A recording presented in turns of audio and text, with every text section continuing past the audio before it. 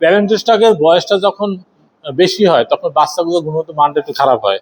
আর একটা হ্যাচারিতে আপনার খারাপ বাচ্চা দেবে, ও তো কোটি কোটি টাকার ব্যবসা করে, ও তো একদিনের জন্য ওখানে ব্যবসা করে না, ঠিক না? হ্যাঁ, মাঝে মাঝে একটু সমস্যা হয়।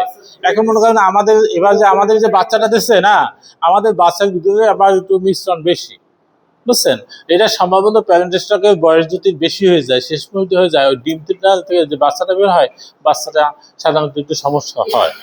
তবে ওইটা দেখা যাচ্ছে কি, আমাদের যে মুরগি আছে এটা আপনার 2 মাস যখন বসা হবে, দেখা যাচ্ছে যে যেভাবে খাবার খাবে তার অর্ধেক ওজন আসবে, আশা করা যায় অর্ধেক ওজন আসবে। আর কোনো কোনো মুরগি আছে যে ওজন আসে 1 মাস পরে, বুঝছেন?